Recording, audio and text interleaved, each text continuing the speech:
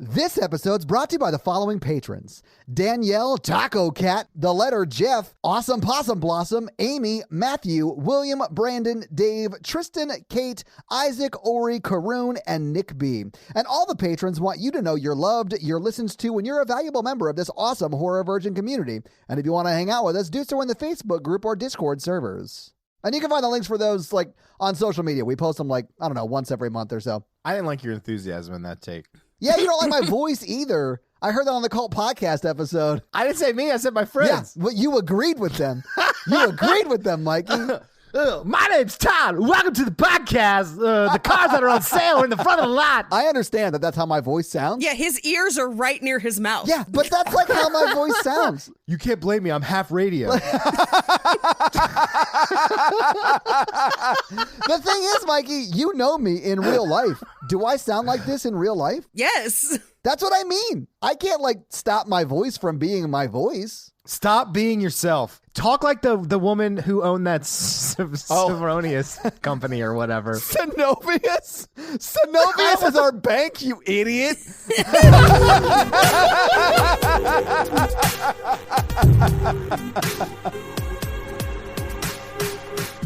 Peace out, Synovius. Get out of sponsor us. Free checker. We have free checker, you moron. Thank you for tuning into Horror Virgin. I'm Paige Wesley. And I'm Mikey. And I'm your horror virgin, Todd, which means I don't like scary movies, but you guys make me watch them. And this week, you guys made me watch... Thank you, Vincent Half Price. I am a discount Vincent Price. So I got a little bit of roast mode left. Honestly, Paige, don't ever let it go. I mean, you're so immature. It's almost like Vincent Fisher Price. That's fair. At least I'll say the word pussy. This week, you guys made me watch Dream Warriors. No, Nightmare on Elm Street 3 Dream Warriors. It is technically Nightmare on Elm Street 3 Dream Warriors, but Dokken didn't sing the whole title, so I'm only required to say Dream Warriors. Nightmare on Elm Street 3, Dream Warriors, the story of a team of friends who battle dreams, the sequel. And imagine every one of the S's in all of that have dollar signs. Yeah, and or some of them are Z's. Naturally. So this was the first time I had seen this movie. Have you guys seen this movie before? Yes. Sorry, I was not expecting that enthusiastic of a response from you, Paige. Honestly, I think this is one of my favorite nightmare movies. Agreed. When I did the social post about it on Horror Virgin's Instagram and Twitter and stuff, people lost their minds. I didn't realize how much people love this movie, but people love this movie. Listen, it was the first time I saw it. I really sort of liked elements of it. There were some parts that got me, though, and we'll talk about that as we go through them, because this is not going to be a 1 for me on the scary scale, is all I'm saying. It's close, not a 1, though. Okay, I need to say something as a mental health professional. Oh, yeah. Yeah, Mikey. I just want to know that I like this movie. Hang on. Mikey, before you start, let me just... Recording in progress. I just want to make sure we get this. So, Mikey, now as a mental health professional, you were saying... I personally, as a horror fan, really like this movie. But as a mental health professional, from top to bottom, this is bad. Very bad. bad. When they refer to the people who have died by suicide as cowardly, I was like, oh no! No! All of the group meeting situations, I was like, I bet Mikey is pulling his hair out right now. I was like, oh no, this is so bad. Don't do this. Although this was in the 80s, I wonder how off this was in the 80s. I have notes. Oh shit, good. Nice. Paige got some fun facts about this movie. But they go too far. Even if they were like, he was a coward. Yeah. That doctor, what's that doctor's name? The one who's having an improper relationship with his intern. Yeah. That is lightly covered in this film. Yeah, I was so uncomfortable. Yeah, that one. His name is Neil Gordon. Yerf Gordon. Yerf Gordon was like, yeah, guys, I think we all know that little Tommy was a total P word for killing himself. And I was like, oh, no. It was Phil. Phil is a selfish coward, and he quit on us. And I was just like, whoa. Yeah. You could not have a worse take if you tried. Yeah, I was like, so it doesn't. I don't think it did any favors for the stigmatization of mental illness and treatment. Yeah, I don't think this movie's doing any mental health favors. Yeah, that's true. I think it glosses over the fact that when they get back from that dream, they're bringing 3 corpses back. Yeah. And we go to Nancy's funeral. No one cares about the other 2 kids. And at no point is anybody just like, hey, Lawrence Fishburne, you let this strange lady back in when we told you to keep her out, and now 3 people are dead, including that strange lady. What gives? Yo, Morpheus is in jail at the end of this movie. Like, that is just what is There was a happening. deleted scene. You guys may not have seen it was on the Blu-ray, where he gets fired and he's like, Cowboy Curtis loses another job. Time to be moving on to the next cowpoke town. This era of Lawrence Fishburne I find extremely attractive. Paige, are you saying he could deliver mail to your Pee-wee's Playhouse? Absolutely. I don't know if you guys have seen the movie School Days, but yes. Oh, that movie's good. So I do really have questions as to whether Dr. Gordon and Nancy were like in a relationship or not, because there are scenes where it seems like they are like straight boning, but they never actually. They don't show it. Yeah, they don't show it. So like if they weren't boning, which I hope they weren't, he was very inappropriately handsy with her. All I'm going to say is if he'd been played by Tom Atkins, they'd be boning. Yeah, because Tom Atkins can pull. And if she's half his age, she's too old. They're having candlelight dinners at her apartment. Yeah, it's a real Tom Atkins kind of move. The power was out.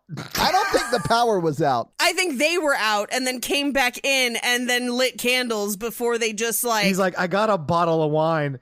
We just drink and we'll talk about how Kyle was a total coward.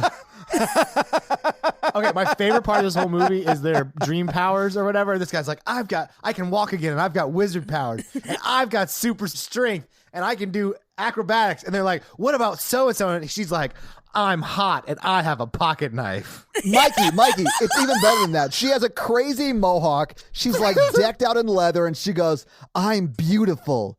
And bad. Yeah, but it's just a pocket knife. It's literally just a pocket knife. Mikey, she walked off the set of the Bad music video into her dream warrior character, and I am here for it. Her mohawk is legit 7 feet tall. Like, I wonder if she like walked in the room and is like, look at this. And then the guy's like bending steel, and she's like, oh, I don't. I wish you guys had told me your powers before I settled on mine being pocket knife. Being pocket knives. But also, Kincaid, his is super strength, but he's dressed as Mr. T. Like, he doesn't have the chains, he doesn't have the hairstyle, but that is Mr. T's outfit from the It is. 80s. He might as well have said, I pity the fool. Very few things could make this movie better in my eyes. Like, don't get me wrong, it has its problems, but keep them. It just makes it better. But because once he kind of turns into his dream self, he has like the catchiest lines. He does. Like it's amazing. And if they had made them Mr. T style pity the fool lines, mind blown. Mr. T versus Freddy Krueger. Yes. Also, they get the dream powers and they literally help them in no way, shape, or form. They just get straight up murdered just as easy as regular people in Freddy's dreams. Okay, so arguably the person with the worst power kills, quote unquote, Freddy by yelling. Like, his superpower is just the power of speech. Well, yeah, because he's like, my name's Todd, and I'm a horror version of Freddy's like, So maybe we should just get into this movie so we can talk about it scene by scene. But there is a lot to get into here, and I'm excited. I'm excited. I love this movie. So we open on a quote from Edgar Allan Poe, which is, sleep, those little slices of death, how I loathe them. Then we get some creepy organ music because the score to this is Badalamenti, who is like old style movie score aficionado. Like, he's amazing, but it's very like old timey organ horror through like the beginning of this film. You look confused, Todd. I look confused because you're explaining it like it's old timey organ horror, but it fully is like a 7-year-old on a Casio keyboard. he actually would play organ. As it gets further into the movie and it has the techno behind it, yes, then it's weird. But in this opening scene, it's just organ. Oh, is it? I don't remember the opening scene specifically. I just like the music through this sounds more like a literal 14-year-old with a Casio keyboard the day he got it. That's funny because usually my closing scenes are just organ. Is that a penis joke, Mikey? Yeah, I'm going back to the well. I'm going back to the dick well. Anyway, so in these opening scenes, it's just straight up organ. It gets mixed with some 80s nonsense later in the movie, but the opening, just organ. Yeah, I guess it's the 80s nonsense I was thinking of. Yeah. We get the logo for the movie, which literally looks like it was made in PowerPoint. Like, where it just says, like, Nightmare 3, and then it just says Dream Warriors in, like, a sans serif, like, impact font. But, I mean, if you read it, you have to say, Dream Warriors! Because that's the way you read that font specifically. The font is called falsetto. Is it really? No, I don't know, but that's how I sing it. It's the most plain Jane font of it. It's almost like it's bold Arial italic. I do love that, like, the movie from top to bottom feels so 80s to me. Yeah. Like, it just drips of 80s sweat, and I love it. The one thing I do like about this movie, though, is it is a solid sequel and definitely, like, you know, builds on the world of Nightmare and everything. Oh, yeah. But you could take just the bare bones of the plot and just make it a non-Nightmare movie and it would still work. Yeah. The idea of, like, kids being treated in an asylum and they have a common dream that's haunting them, like, that's really interesting. Yeah, that common dream is freedom. Yeah.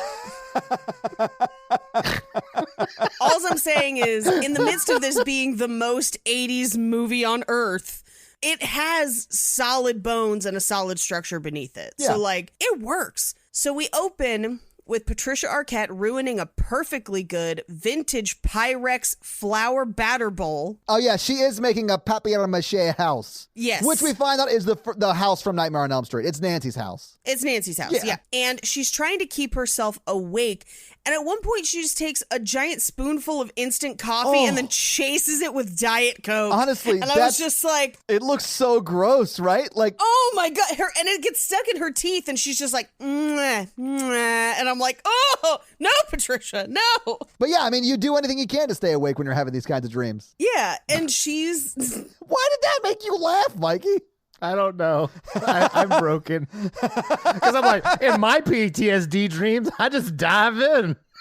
You do dive in. With my organ music. Oh my God, Mikey. I'm loving it though. Like, Mikey, don't go changing a thing, my man. Anyway, she's still drifting hard. You know who else is drifting hard? Truxecutioner. Damn it. Yeah. I live my life a quarter mile at a time in 7 bodies. Excuse you, Truxecutioner identifies as female. That's right. Truxecutioner is female. We talked about that on the last episode, Mikey. That's right, because Todd's got to be able to fuck her. No, Mikey. Hey. Todd could have also trucked a male or gender nonconforming Did you truck. say trucked? Todd could have trucked. I said fucked, but trucked would also work. Oh, I'm sorry. I heard trucked. I'm so sorry. Any gender on the gender spectrum is... It's whatever their sex drive chain... Drivetrain. I I love how you fucked up your own joke, but I loved it, Mikey. Thank you for rescuing it. Loved it. Yeah. I like it. Thank you. Yeah. Well done. Anyway, Yeah. Truxecutioner aside, Kristen, who's Patricia Arquette's character, her mom comes home from a date, and her mom is a stone cold evil bitch from the jump. I don't know that, like, from the jump. She comes in, turns the radio off, and says, hey, you're going to wake the whole neighborhood because she's rocking to Dokken. You know what I'm saying? Yeah. Then she's like, why are you still up? It's 1 a.m. I can't bone zone this dude. If you're still awake, go to bed. And then she sort of becomes a monster. Like, I feel like the turning the music off and telling your daughter to go to bed at 1 a.m. makes sense as a mom. The rest of it's not great. Well, the part that doesn't make sense is when she's like, yeah, I've still been having these nightmares. They're really bothering me and makes it really hard to sleep. And then she's just like, well, can you keep your, like, issues down while I go stone cold bone this guy and get some whiskey in it? Like, what are you doing? Like, Yeah. You're fucking up my shit. Bye. And she just, like, slams the door and leaves. She's like, stop cock blocking me, Patricia Arquette. Yeah, and every other time we see her after this, she's just saying the most heinous shit. It's terrible. It is terrible. As a mental health professional, this movie was like my nightmare. But I do also feel like if Mikey was downstairs, he would have been like, where's the bourbon? Like, that makes sense to me. Mikey, you do like bourbon. I do like bourbon, but you know what I don't like? Child abuse. Unless you're doing it, right? No! Mikey, you are very publicly on the record as if that child is evil, you will beat that child. Right. Patricia Arquette is not evil. She's not possessed. She's not trying to murder people. She's just like upset and has been through some trauma. Like that's a no-go. I need to clarify my stance. Evil children are evil, but they like a supernatural evil. Like The Omen. Yeah, like The Omen Yeah. or the Children of the Corn. We haven't done that one yet, so Todd doesn't know. I can't believe we haven't done Children of the Corn. We got There's it! so many movies we haven't done. Anyway, she falls asleep, and we get a close on the papier-mâché house she was building. The papier-mâché house. Papier-mâché house, and she wakes up in front of a real version of it, and we hear the nursery rhyme, the 1, 2, Freddy's coming for you. Freddy's coming for you. Yeah. We see a little girl in a yellow dress, and Kristen walks up to her and just says, "Hi, what's your name?" I'm Kristen. And she then asks the little girl, "What's your name?" And the little girl just goes, "I gotta go now." I know. If that happened to me, I would have turned and run. I would not have followed that child inside the creepy house. Which she does. Yeah. But the funniest part about it, or at least as I kept picturing it in my brain. So she chases the little girl into the house and then down into the basement. But the little girl was on a tricycle. And I just kept thinking of like, how's the little girl going to get her tricycle down those stairs? And then I just picture her like, bum, bum, bum, bum, bum, bum, bum, bum. Did you see the fishing line of the door opening? Yes, I did. Yeah. I loved it. So she gets down to the basement. She sees the little girl, and the little girl just says, "This is where he takes us." And we reveal that it's the broiler with a bunch of child bodies in it. Yeah, there It's are like child bones in there for sure. I think you mean the boiler, not the broiler. I do mean the boiler. My apologies. Because like broiled seafood is like so good. Yeah, boil kills people. Broiled gets you a wonderful crust. I do love that Mikey called you on like.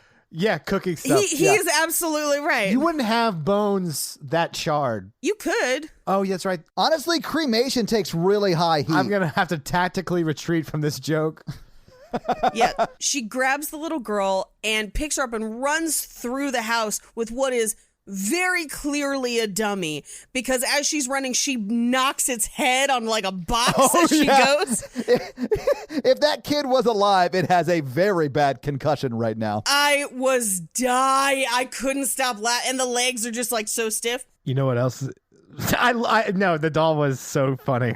Yeah, you were gonna say what else is stiff? Hopefully not your dick over the little girl, Mikey. No, just the charred bone. God, what a weirdo.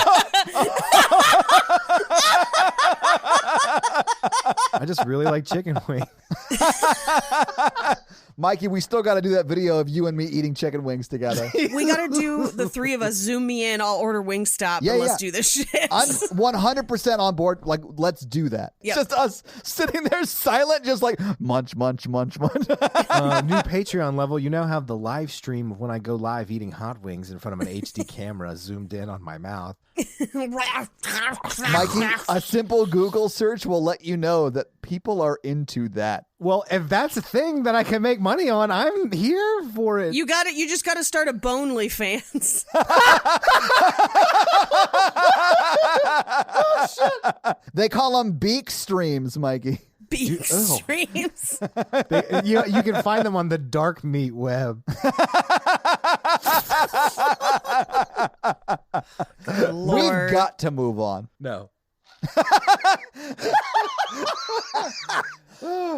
As she runs through the house, she gets stuck in a tar pit in the middle of the house, which is something that, like, this movie does a lot of, like, shifting and changing things the way that Dreams would. You know, where it's like everything's fine and then the room changes. What I thought was bonkers about this is when she hits that tar, she is just like hopping and running in place, and it's so comical. Looking over her shoulder, screaming, she's just like, ah!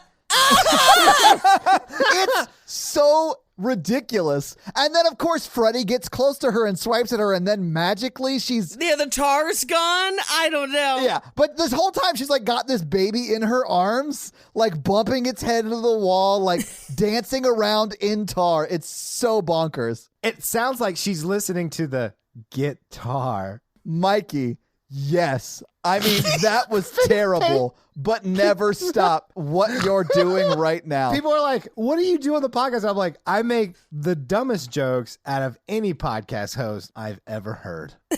Well, that's famously because you don't listen to podcasts, because podcasts are a, quote, dying medium, as you said. I should have known you'd listen. Of course, I listen to podcasts every Monday. I have publicly said that many times. I wasn't joking. The best part is I'll like go on a date and people will be like, well, like they'll ask me about the podcast and like all the like production and all those. They'll ask me a bunch of questions about the podcast and then they're like, so stuff you don't know anything about? Exactly. And I'm just like, yeah. Todd does that. And then I'm like, and then they're like, oh, have you listened to blah, blah, blah, blah, blah? And I'm like, I don't really listen to podcasts.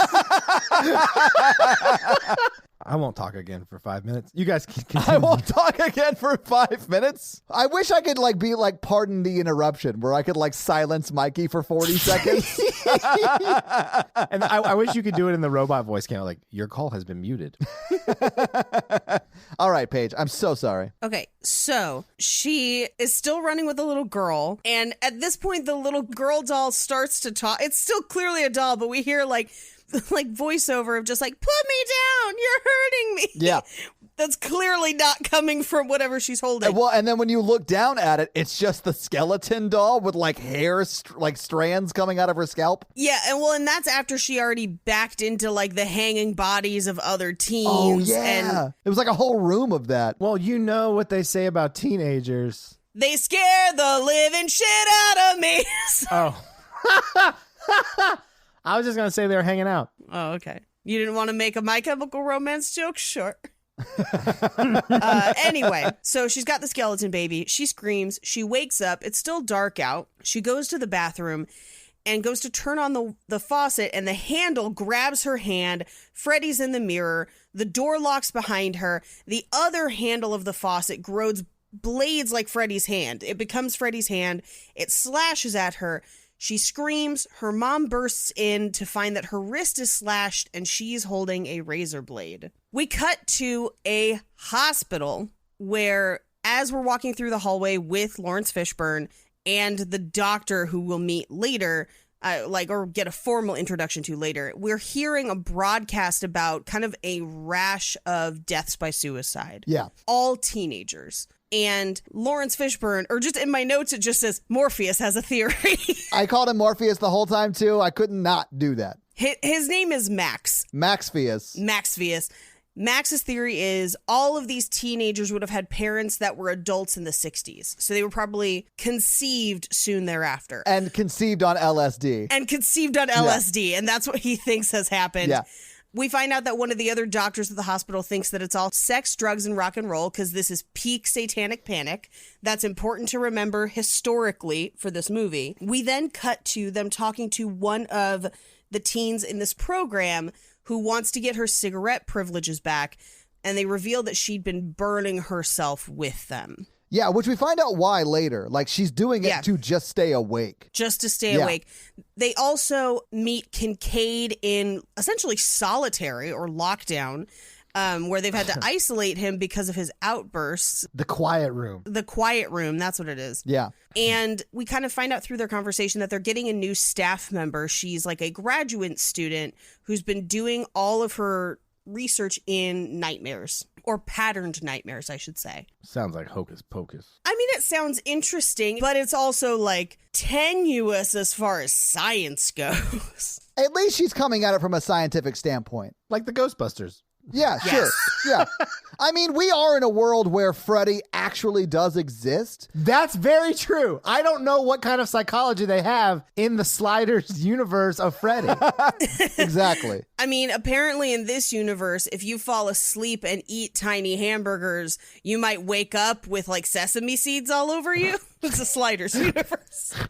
That's a delicious universe right there. I don't don't know what Sliders is. So every time you say Sliders, You don't know what Sliders is? You don't know the show Sliders? I don't. Mikey and I have been talking about it for months, and you have no idea what we're referencing? I have no idea. How is this the first time you've mentioned you don't know what it is? I just thought she was making jokes about the show. No, I have no idea. I thought she was making funny jokes about food. Okay. I assume it's a show where they slide into alternate universes. It's Quantum Leap for our generation. Yeah. Yeah. Okay, fine. Jerry O'Connell has a remote control and he opens a portal and it goes into, you go to an alternate universe every week and they're always really bad. Okay. Yeah. Okay. It's basically like Rick and Morty, but like more serious. Okay. Anyway, as they're walking through the hospital, they see that they're trying to admit Kristen, and she flipped out the second they tried to sedate her. And her mom is kind of talking to the doctors and saying that she just thinks that the suicide attempt was for attention. And so she's like kicking people and flipping out.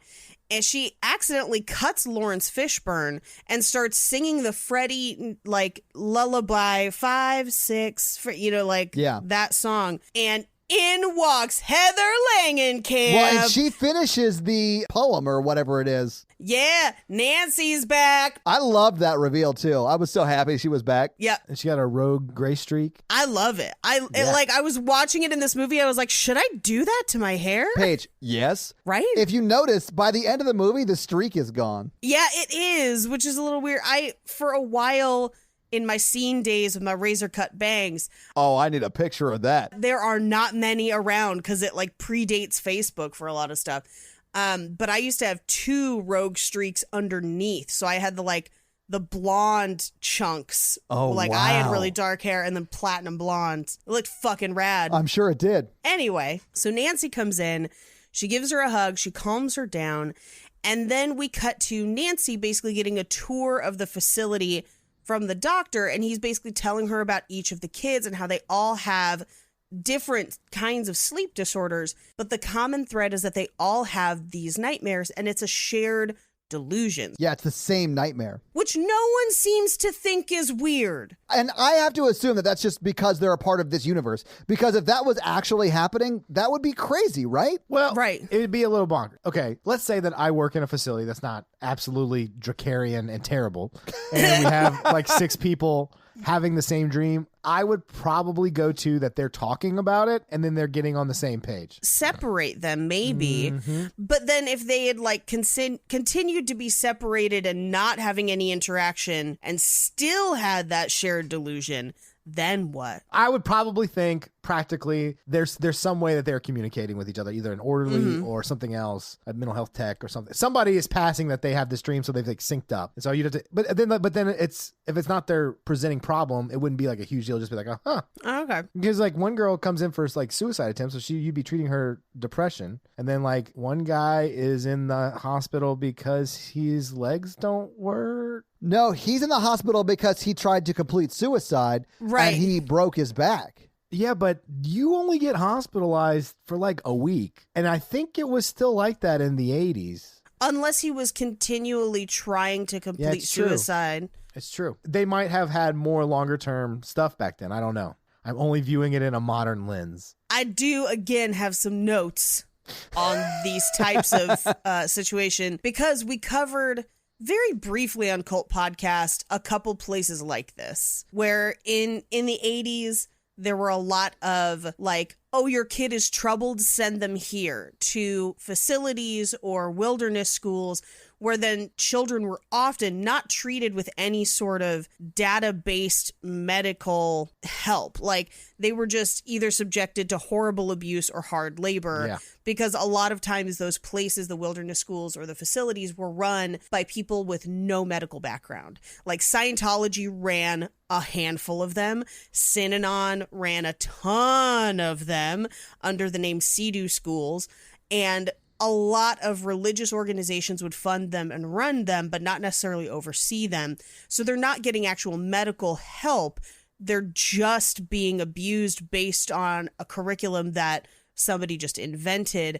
One of the most famous ones is part of the Franklin Credit Union case, where Boys Town was allegedly where they were funneling money into, but it was literally just a pass-through corporation to embezzle funds.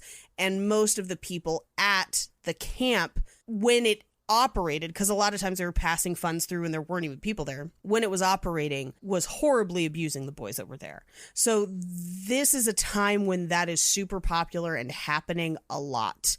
And they actually specifically wrote it about those places. So that's just something, tidbit for you. Yes, this is a bad facility. Anyway, in this section, we find out that one of the kids in their program had about a month previous cut his own eyelids off to stay awake. I don't know, can you come back from that? What happens if you have no eyelids? I don't know. I would assume that you would need some sort of very specialized eye care. Probably, I would guess eye drops and then probably sunglasses or something to kind of block the exposure. Yeah. But I also think that wouldn't keep you awake. I don't think it would either. You could fall asleep with your eyes open. People do it. Yeah. As they're talking, he compliments her on her work with Kristen and calming her down. And she drops her purse and her pill bottle of Hypnosil falls out. Yeah. And this is when Dr. Gordon and her sort of have like a meet cute type of moment where it's like they both get down and sort of help her put her stuff back in her purse. But he notices that pill bottle. Right. And he's like, Hypnosil, what is that? Timosil. I was thinking Timosil too. Oh my God, I love Arrested Development. Yes, exactly. I was thinking Funke coming out with like a dulcimer or some shit, playing a song. Every time they said Hypnosil in my brain, I just went, Hypnosil. Yeah. So he also asks her, what was that nursery rhyme? And she says, oh, it's just something the kids say to keep the boogeyman away. And we get our first flash of the creepy nun in the background. Yeah, I didn't realize this was a nun prequel. I know. I was like, Patrick Wilson, is that you? That lady looks just like the nun from the movie The Nun. Complete with weird makeup. No, absolutely. Yeah. I do love that is Freddy's mom, just undercover. Nailed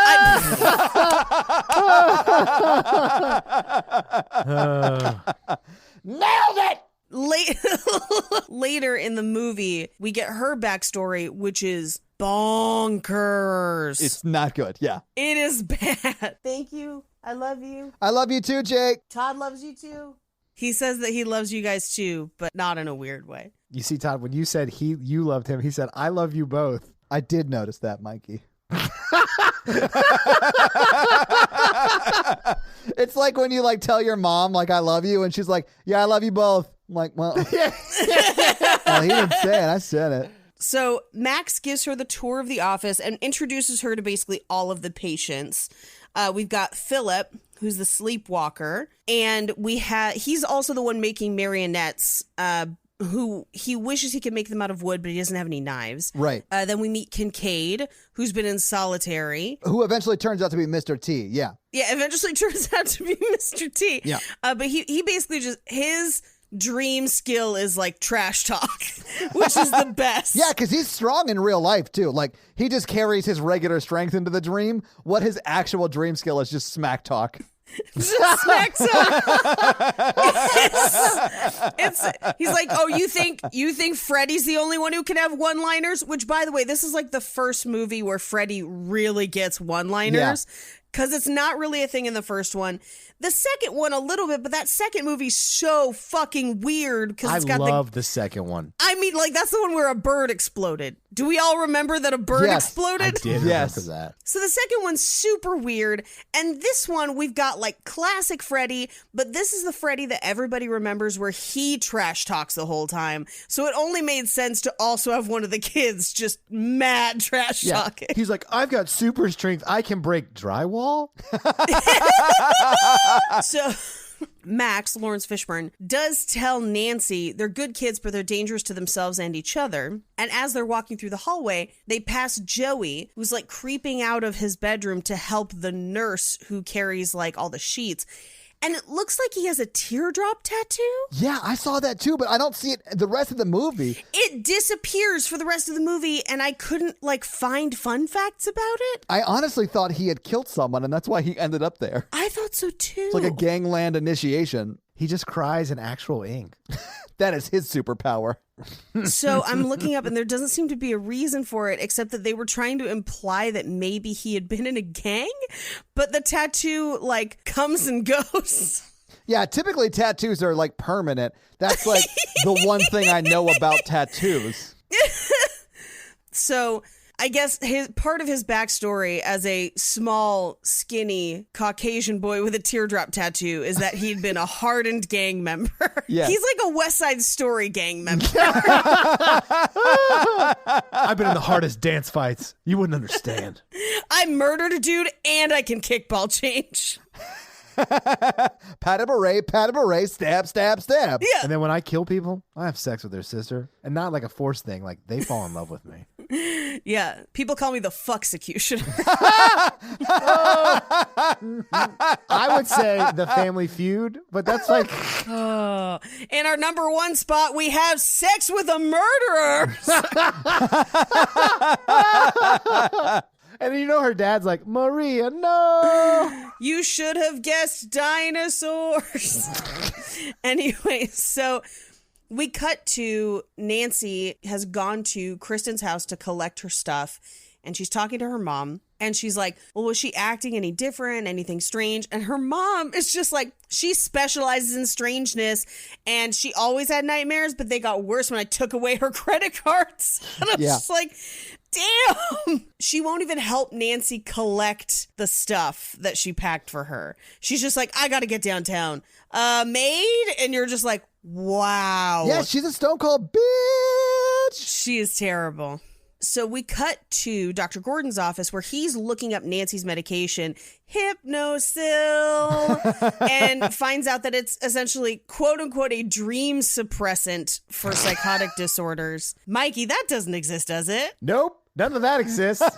There are drugs that people will sometimes use for like anxiety or depression that can cause you to sleep so deeply people don't remember their dreams. Yeah, like Ambien. Yeah, I've had a few different friends on, like they were on like an antipsychotic or an antidepressant that caused them to lose sleep where it would keep them up. And so they would have to take like Ambien or something to sleep. And so they wouldn't really remember their dreams. Okay, with mental health and dreams, usually it's two things. It's one thing usually. It's trauma. Yeah. Because there's a lot of like pop psychology about what meanings of dreams and stuff like that. Yep. And there's, I'm not a super big subscriber in all that, but I do think PTSD from childhood and from any sort of traumatic event. Okay, so if you go through a trauma, like say like Todd has been through some trauma, it would be very normal for the first 4 to 6 weeks of after a trauma to have recurring nightmares about that thing. Yeah, of course. And people still get them from time to time. Yeah. But the diagnosis is after 6 weeks and it's still impairing your functioning. There's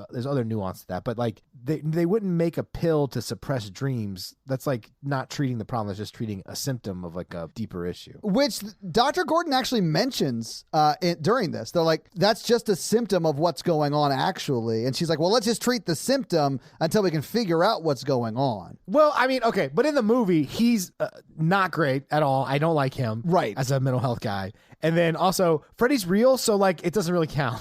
Also true. Yeah, absolutely. None of this movie counts. But I will say, I think part of the reason this isn't real is because dreams are nebulous. Like, not everyone remembers their dreams. Like, I almost never remember my dreams. Yeah. The theory, I think, is that dreaming is like you processing your memories into like your deeper long-term memory, from like short-term memory to long-term memory, and processing stuff that you thought about throughout the day. Not just things that happened to you, but if you thought about stuff a lot, you also reprocess things you think about. Yeah. Well, and I mean, everybody is different. Their dream cycles are different. So like the idea that you would have Hypnosil that would just like no dreams, like that is not real. I mean, I think sedation would do that. So you don't have to have a new pill. You just have to be sedated. I want to be hypnosiled. So we cut to Patricia Arquette, a.k.a. Kristen, in her hospital room drawing the house. Yes. And she's drifting, so she falls asleep. As she wakes up, the door opens, and the tricycle pedals in on its own, leaving a trail of blood. Which to me, I was like, okay, that's kind of cool. And then it deflates like it's melting, and I started laughing. It was so funny to me. And I was like, is this a deleted scene from Pee-wee's Big Adventure? Because that's how it feels right now. She walks out of her hospital room. The door closes behind her, and now she's in the creepy house. And there's a terrifying feast on the table. There's flies. The pig seems to come to life. She walks further into the house, and the lights start to come on, and then this movie turns into full-blown Tremors. Oh, my God. Yes. Freddy tries to take Patricia Arquette to Pound Town right here, and it was bonkers. It's crazy. I'm like, I didn't sign up for Dune today. So I didn't realize that this was taking place on the sands of Arrakis. I will say that the effects, like Freddy's face, looked really good. It really did. And there are some effects in this that look great. Like the marionette, I hated, but it looked great. This looks sort of great. The skeleton at the end, not so much. Yeah. But this looks pretty great, especially for the God Emperor. Never looked so good. Oh, wow. Wow. Hey, Dude, deep cuts. Dude, oh my God. Listen, it was me, you, and Paul Atreides laughing at that joke and nobody else. So as she's being swallowed by a Freddy worm, she screams for Nancy. Nancy hears her and wakes up and literally just and I think it's because she has the house with her. Like she brought the paper mache house home. I think so. And she passes out, falls through her chair and into the house. And she grabs a shard of mirror, stabs the worm. In the eye. Oh, yeah. I honestly wanted to see One-Eyed Freddy the rest of this movie. Actually, I wish I had thought of what that sentence was going to sound like when I said it before I said it. But I mean actual Freddy with just an eye patch. Like, I want Pirate Freddy is all I'm saying. But also, One-Eyed Freddy, great band name, great production company name. Ooh, I like where this is going. So she tells her to run. She asks her to get them out. So Nancy wakes up again with a cut on her hand, and Kristen wakes up back at the hospital. She comes to the hospital and brings the house diorama, the paper mache house, to Kristen and tells her, I used to live in this house. I don't know how you know about it, but have you ever pulled somebody into your dream? And Kristen says that she always used to pull her dad in when she would have bad dreams, and he would think they were his dreams, and he would make her dreams better, but it stopped when her parents got divorced. Which I think has to mean her dad is dead, right? Because she can pull people from outside her dreams into her dreams. It doesn't matter where they are, right? She can only pull him into her dreams every other weekend. Yeah, Freddy controls the custody rights of her dreams. Oh, Freddy's the stepdad she never wanted. Turns out her real dad is Freddy, and he went out to get more blade gloves and never came home. Anyway, she asks Nancy, she's like, he's real, isn't he? And Nancy's like, yeah, unfortunately.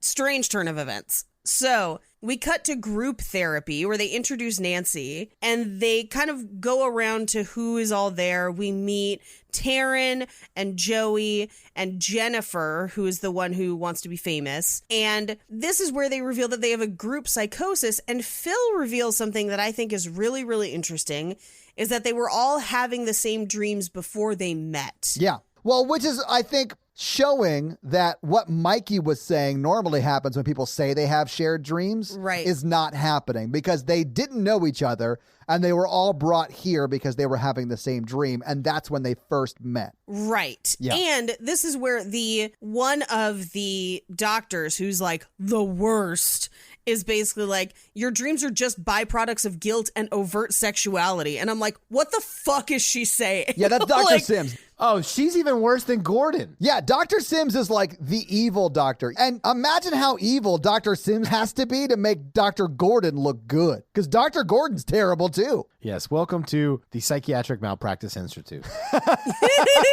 Well, it doesn't cover this in the movie, but Dr. Sims was actually transferred there after, at her last job, she built a swimming pool with no ladder and left a bunch of her patients in it. And then just tried to make them fuck. It's like the Sims video game, guys. Come on. You guys get the joke. They knew it. You didn't have to explain it. Anyway, we cut to Will's room. Will is the one in a wheelchair. He's the wizard. Yeah, he is a dungeon master, aka Grand Wizard. Yeah. Ooh, I don't know. In the South, that has a different meaning for. Oh no, yeah. you're right. I'm Yeah, so sorry. let's not call him a grand wizard. Yeah. Let's just say he's a wizard. Yeah. Expert wizard. Pussy Wizard. Yeah, ladies. His legs don't work, but that dick do. And even if it doesn't, he's got fingers. There are many ways to please people. And a mouth. Yay. So he's dungeon mastering a game of Dungeons and Dragons with Taryn and Joey. Yeah. And he makes Taryn, because she rolls to defeat a demon, and then he makes her call out, "In the name of Lorik, Prince of Elves, demon be gone." And then he reveals that because of he says cock of the demon, which I don't know. Rooster, dick, unclear. Paige, you know what the cock of the demon is. Come on now. It's just it's when you have sex in the morning. It's like hair of the dog. Here, this will take care of the hangover from the sex the night before. You got a little toast on you? We'll give you a little cock of the demon. This is the post-toast coitus. Post-toast coitus. Yeah. Whatever the cock of the demon is, it's resulted in her horse being trapped. Yeah. And she basically is like, "This is stupid," and goes to bed. So Joey and Will start to get ready for bed, and Max basically tells them it's lights out. And we find out that they're taking shifts for who is awake to keep the other one safe. I mean, honestly, it sort of broke my heart that she just walked away when Artax was dying. Ooh, that's why I don't watch that movie. That scene. It's so rough, man. Yeah. I can't get through it. It's so sad. Anyway, we cut to Nancy and Dr. Gordon having fancy Thai food, the best Thai food in Springwood. And she tells him that her mother passed away. She died in her sleep because, we kind of know what happened a little bit from the first movie. And that she and her dad had a falling out after. And then she tries to tell Neil, Dr. Gordon, these kids are in danger from their dreams. Yeah. And I recommend Hypnosil. Yeah. Just until we get it under control. But Dr. Gordon's not on board. He's like, I can't prescribe a, experimental drug or whatever. Yeah. Cut back to the hospital where the puppets in Phil's room, the ones that he's made, start to grow faces. So the puppet grows into real life Freddy. He slashes Phil and he slashes down his arms and legs and then hangs him by essentially his veins, his muscles, tendons and stuff. I mean, he turns him into a marionette. It's cool. It's so creepy and it looks so good. Like, I was irked out this entire scene or sequence. Oh yeah, it is mega creepy. And he hangs him like a marionette, like a puppet. Yeah. And then he walks him through the hallway past the nurse's station, but she doesn't see him. Which, how do you not see a kid walking? I mean, I realize that I guess he's dreaming the marionette veins and stuff, but he's walking like that down the hallway. Like, how would you not see that? He also passes through the door at the end of the hallway like he's not corporeal. Oh, yeah. All right, so there's some stuff at play here. That's fair. Yeah, especially because they are locked on that floor. That's why no one can get up there to help him. Yeah. So he ends up walking, and Joey sees him out through the window up a couple floors on a ledge, on a window ledge. Yeah, almost like a bell tower. It looks sort of like a bell tower. Yeah, about to walk out and essentially fall from the building. Yeah. And so Joey wakes up wheelchair dude. He runs to the nurse and wakes her up, wakes everyone up. Joey does his due diligence to try and get as many people on board as he can. And all they can do, essentially, at that point, no one can get to him fast enough. They all watch from the window as he falls to his death, which is very, very sad. I did think it was sort of nice when Will was like, "I wish you would step back from that ledge, my friend. We could cut ties with all the puppets you've been living with." I don't know. We need to be doing more Kiss from a Rose parodies. Oh, because there used to be a tall building that I could jump off, and you became the guy with the phone and the SWAT, and I I am sad about losing my job. But did you know that back at home, I have killed my wife and my kids are also drowned in the tub. Baby, I'm gonna jump from this bridge up here and I'm gonna die. Ooh, Don't you know I lost my job and yeah, I have been staying at home, lying about work for 6 months. this is our new hit, the Family Annihilator song. Guys, know the warning signs. Spoiler alert, it's killing it. Can I just say hi to the patrons real quick? Yeah. We cut to them having group, and they're like, I want us to talk about what happened last night. The first thing Kincaid says is he wasn't strong enough, so he got wasted. Yeah. Okay, so I think he was talking about Freddy. I think so, too. I think in the context, we know he's talking about Freddy, but if you don't know Freddy exists, that sounds bonkers offensive. Yeah. So I think his was okay. We quickly go to other places very soon. Yes, because literally they're all like, hey, he was having to fight and he lost.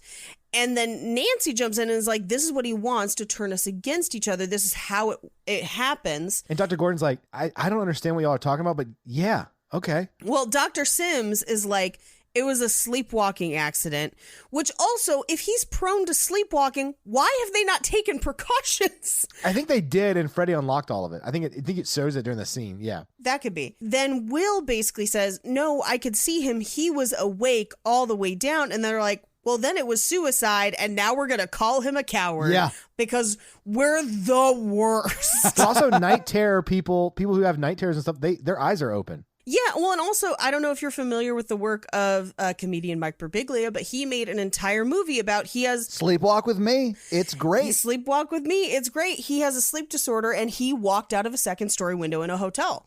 And that's part of why he ended up having to sleep in a pod. It's a whole thing. Anyway, so they're trying to say, like, it's murder. You guys are assholes. And Dr. Sims was like, hey, keep that up and I'll build another pool.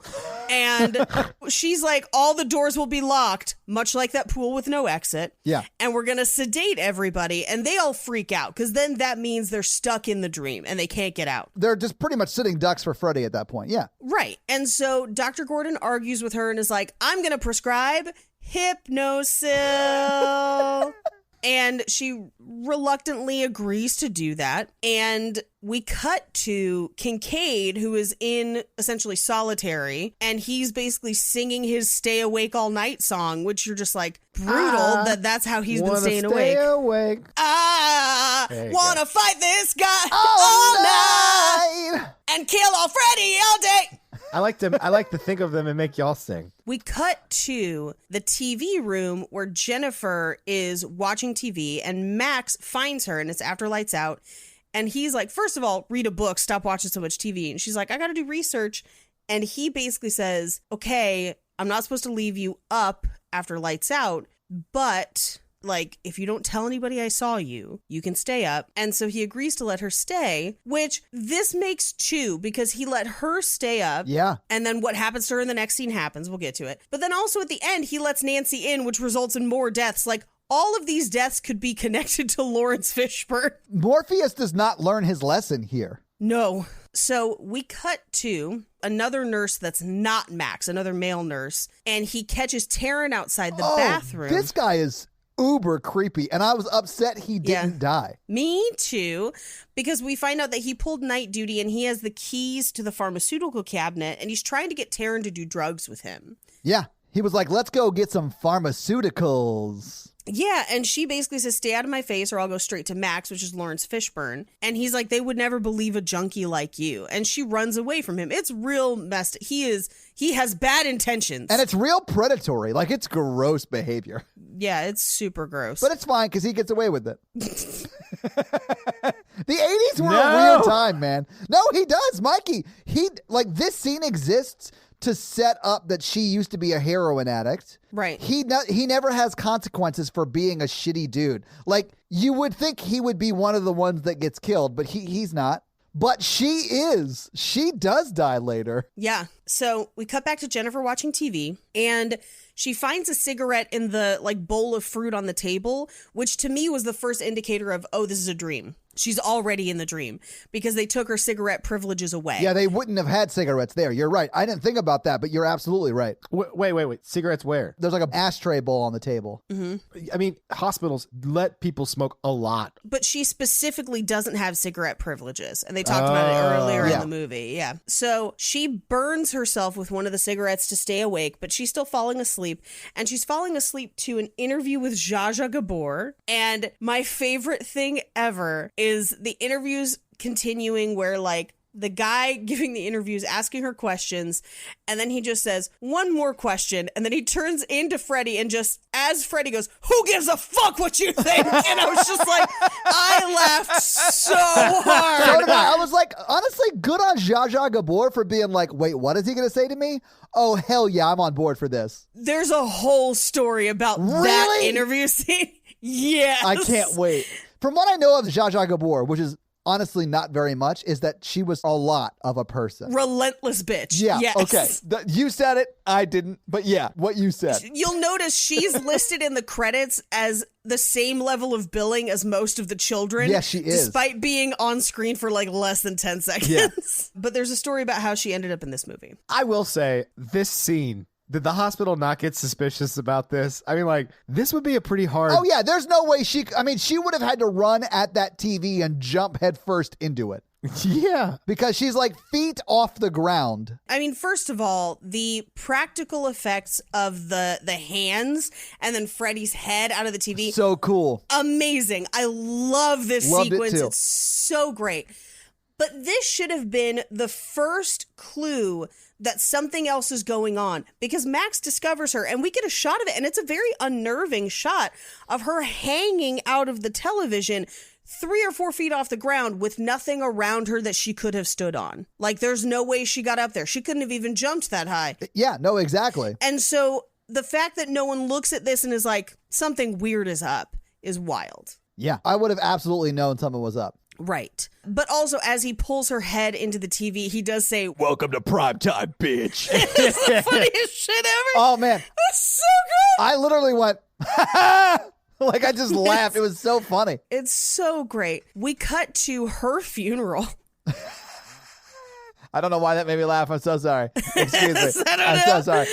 But this is the first time we see Freddy's mom undercover. Right, because Dr. Gordon is crying. He's seen her in the hallway, but this is the first time we talk to her. And she just kind of orbs up behind him and introduces herself as Sister Mary Helena and says that she works at the hospital when she's needed, and that the only thing that will save the children is the unquiet spirit must be put to rest, which is Freddy's spirit. And as she's talking to him, Nancy walks up, and Nancy's like, who are you talking to? What are you doing here? Because there's no one. There's multiple funerals in this movie, and every single time Dr. Gordon's just like, I'm going to bone out for a second, and no one thinks it's weird. He leaves every funeral in this movie early. Well, he doesn't even leave them early. He just walks 40 feet away from them and stands on and lingers.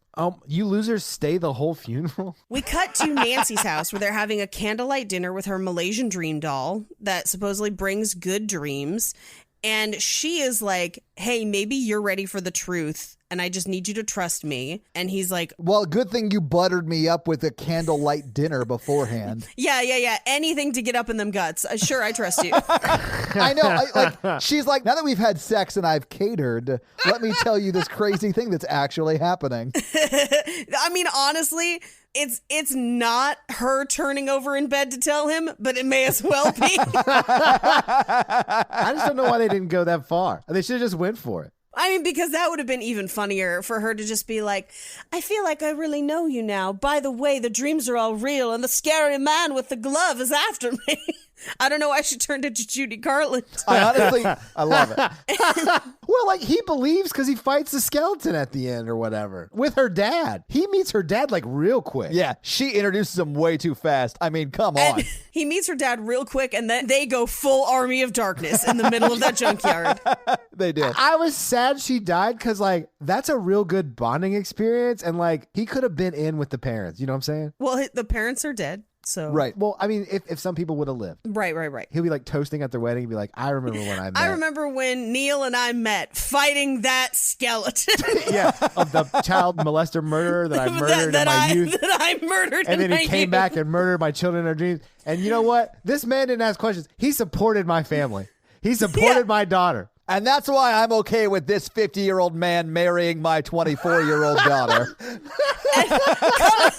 Come to find out, that skeleton we murdered was the son of 1,000 maniacs. Who'd have thought? That's also not how pregnancy works. We got to cover that later, though. And now we'll do a reading from 1 Corinthians. Love is patient. Love is kind. Love will show up in a junkyard with you and dig a grave for buried bones and then fight those bones to the death. Love keeps no records of faults or how many skeletons you've had to kill together. Some families have skeletons in their closet, but only some son-in-laws will literally fight them for us. All of these things I command of you, but the greatest of these is killing those skeletons. Now we'll light the unity candle.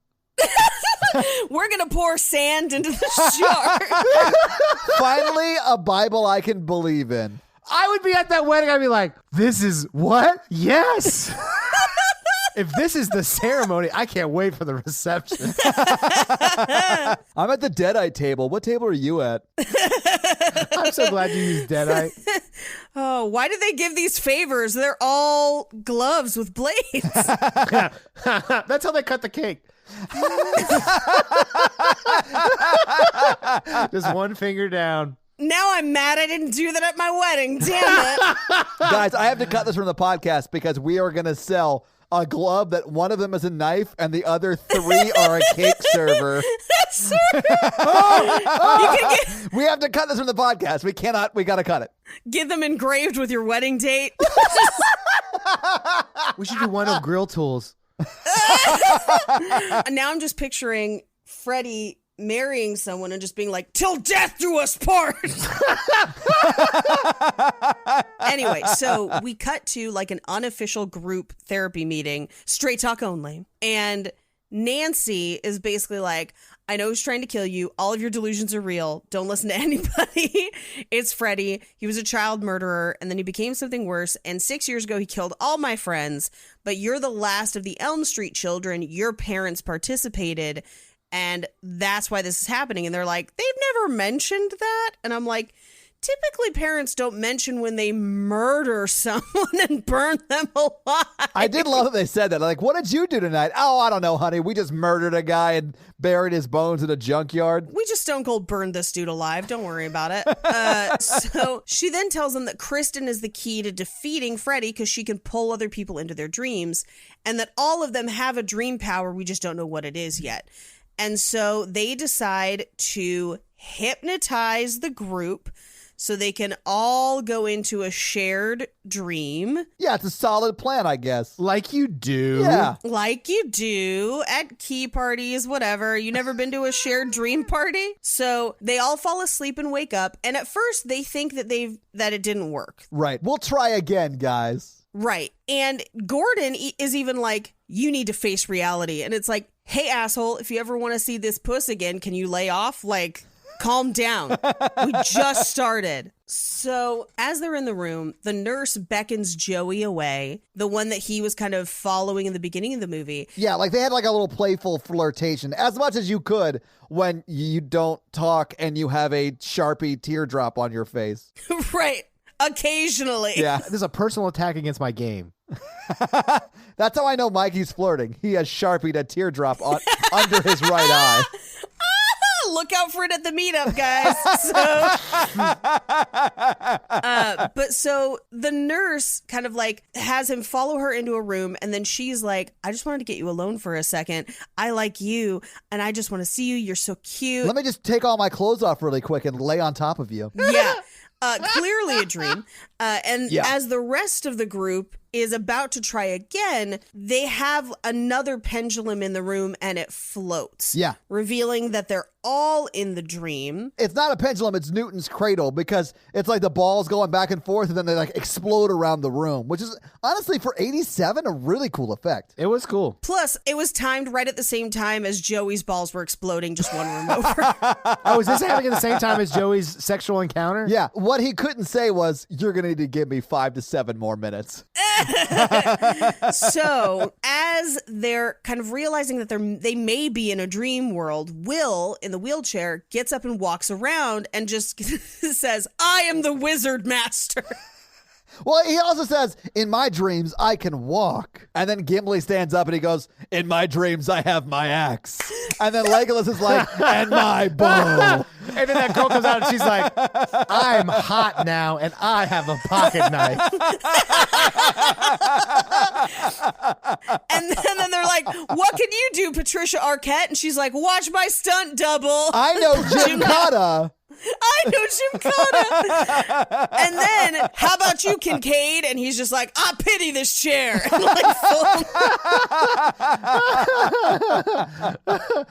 See, these people are thinking small. I'd be in that group and they'd be like, all right. And then I just grow to like 90 feet tall. And I'm like, this is what I can do. Yeah, you're like Ant-Man. Or like you can fly. Or like a cool superpower. Yeah. What if your dream superpower was just that you could kill Freddy? or that Freddy can't kill you? One of the two. Honestly, another really good superpower would be Dave from the Patrionical superpower. Just dying and coming back to life. Because even if Freddy does kill you, you can come back to life. I mean, as we know from the Endless, that's more of a curse than a power. Okay, that's fair. And the Patrionicals. Yeah. Anyway, so we cut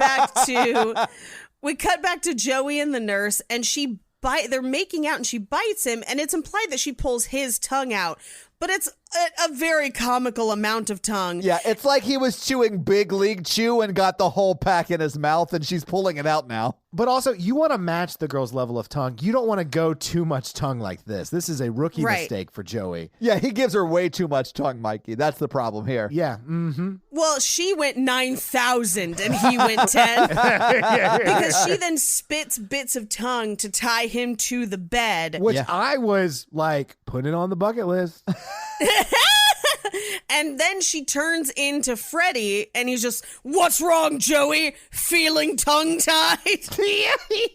I think the biggest nightmare ever would be having sex with a beautiful woman who turns into Freddy Krueger. You've unlocked a fun fact. What? Oh! How is that possible? Originally, this scene was supposed to be that nurse with Freddy's makeup on and her bare chest, with Robert Englund voicing it over. All right, I'm not into that. They tried to do it, and they actually shot it with her wearing Freddy's makeup. But apparently the image of Freddy with boobs looked too silly when they filmed it, so they threw the idea out and just had it be Freddy. All right. Yeah, I can see why they did that. I'd love to see those dailies, though. I just want to see what that looks like. I bet it's bonkers. That's the funniest thing ever. Like, when I read that, I was just like, what? Yeah. I love Halloween, so here we are. Oh my God, that'd be a very amazing deep cut Halloween costume. The lights in the group room flicker, and Kristen just says he's close, he's in the halls, he's got Joey. And then that room kind of like melts and disintegrates around them so they can't get out.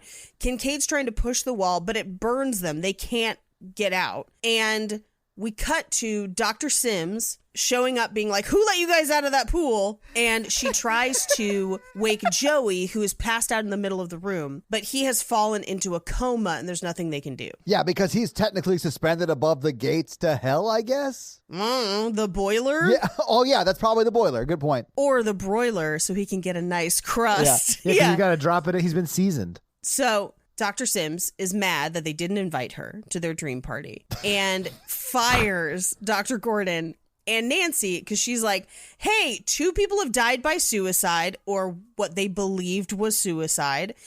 And 1 guy's in a coma since you got here. So get your asses out. Yeah. She was like, I heard you called them a coward for attempting suicide. She was there. She was like, yeah, that's not what this is about. This is definitely just about y'all not locking the door. right. And then she's like, I'm afraid you brought this on yourself. And he's literally like, please try to help the kids. And so they leave. They go out to their cars. And as Dr. Gordon's getting in his car, he sees a picture of him with the kids, and he's just like, oh. And as he looks up, he sees the nun in the window, and he's just like, Patrick Wilson, is that you? I'm coming. And so he uses a rock to break in. He climbs the stairs to what I think is the church tower, or at least a tower on one of the wings of the hospital. It looked like it was a bell tower to me. Yeah, well, he gets up there into like the attic / junk room, and the sister is lighting candles. Yeah. And she says this is where it began. This wing has been closed for years, but it was purgatory fashioned at the hands of men. And this was a wing for, quote, the worst of the criminally insane, where they didn't actually treat them. They just locked people away forever. Mm-hmm. And the whole facility was shut down in the 40s for widespread abuse. But at one point, a young girl, one of the nurses, was accidentally locked there over the holidays, and the inmates kept her captive and sexually assaulted her many, many times. And when they came back to let her out, they found her barely alive, and now she is pregnant. And that girl was Amanda Kruger. Freddie was, quote, the bastard son of 100 maniacs. Yeah, that is the dialogue there. But that is wildly inaccurate as to how pregnancy works. Yeah. I will say this, and these are jokes, everyone. This is a sensitive topic. Oh, no, I'm worried. Out of 100 people, not one of them wanted to step up and be a father. That's a horrifying take. I will say it doesn't matter which one of the 100 this woman has been brutally assaulted. And needs so much help and compassion. Yeah, I hope she got it. She seemed like she was okay and that she lived to be an old person before she died. Well, she lived to be a nun, but full disclosure, it's the 40s. At least it's the 40s when this is happening to her. No, she didn't get compassion. They definitely forced her to have that baby and then give it up for adoption and become a nun. It's a horrible, horrible story. But he still has her name, so I guess maybe she got to raise him as a nun. I don't know. I think we find out later, if you look at her headstone, she changed her name. It was like Sister Margaret something. It's Sister Mary Helena, but that happens whenever you join a monastic organization. Well, that's what I mean. So, like, if she gave birth to Freddy Krueger and then changed her name, he could have been in the foster system and she could have been just like living under her new name, right? Yeah. It's not necessarily the same as changing your name formally. Your legal name is still your legal name. Okay. But she could have given him up for adoption and then joined the sisterhood. I guess, but then he wouldn't have had the last name Kruger. Because in the 40s, they probably had orphanages and stuff, so they probably did keep his name. Yeah, very likely the church had an orphanage, so he was probably raised at the church with her in the orphanage. But at the time, the Catholic Church was notorious for just adopting children out without getting actual consent from parents. But in all of those cases, he would have never kept the last name. So at some point, she either raises him or he grows up in the orphanage with her to keep that last name, I would guess. This is a lot of analysis. Yeah. Anyway, he came up and became Freddy Krueger. He became Freddy Krueger. And some people say he was murdered, but no body was ever found. And then Gordon is like, you said something before about laying him to rest. And she says that you have to find his remains and bury him in hallowed ground. And she says, if your only faith is in science, it may be you who is laid to rest. Also, this hospital's been closed for 40 years. This hospital's been dead for 40 years. I love your old man voice. Thank you. It's my only impression. Back at the hospital, Nancy's visiting Joey. And she's like yelling at Freddy, aka Joey's unconscious body, where she's just like, let go of him, and no one thinks it's weird. No one's like dragging her away like, hey, didn't we fire you? Nothing.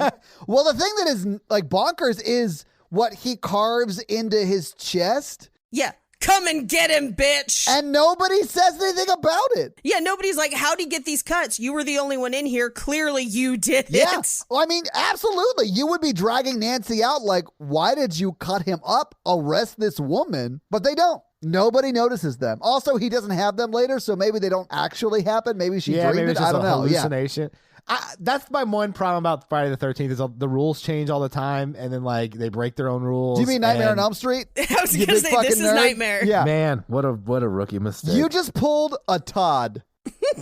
I don't know, but Mike Myers is great in this. I'm so ashamed. I love Goldfinger. I love when Jason has his one-liners No. in this one. I mean, Freddy's one of the only slashers with one-liners, and I love it. Yeah. I love old James Bond with James Bond one-liners. I love early Arnold Schwarzenegger movies with one-liners. I'm a one-liner kind of gal. Yeah. So we cut to Gordon and Nancy are basically talking about what they're going to do. She's like, I have to go in and get Joey, but we also have to find a way to get rid of Freddy's remains. How do we do that? And Nancy's like, well, there's only one person who would know where they are, and it's time for him to talk. So they're going to go talk to her dad. And of course, they find him at a local pub. I wondered for a second if it was the bar from the second film. I don't think it is, but I do think the scene with Taryn in the dream sequence where it says Jake's bar, Yeah. I think that is the bar from the second film, the S&M bar that he walks into. Yeah, you might be right. Yeah. So we cut to the hospital where Kristen is flipping out because she found out that they fired Nancy and Dr. Gordon, and they're going to sedate her, and they're going to basically send everyone to bed, put her in the quiet room, and sedate her. So meanwhile, Nancy and Gordon go to a bar, meet up with her dad, and her dad's like, Freddy's not back, he's dead, and you never understood that. And Gordon basically tosses him against a wall and is like, fuck you, we're going to go find him. Meanwhile, their beepers go off. Because it's 1987. Because it's 1987. Yeah. It's a call from Taryn, and she's basically like, it's Kristen. They put her under and sedated her. You have to come help us. So at this point, Gordon and Dad are going to go find the remains, and Nancy is going to go wrangle everyone else up and try and get to Kristen in the dream world. Right. Kristen is falling asleep because she's been sedated. And she's in the quiet room. And she's in the quiet room. Dad and Dr. Gordon drive to a church. He dumps out the dad's like secret stash bottle in the car, fills it with holy water, and then gets back in the car. I do love that he also steals that Oh, he steals a cross. And the father is like, what are you doing? And he's like, I'm good for it. Here's my ID. I'll bring it back. Here's my driver's license.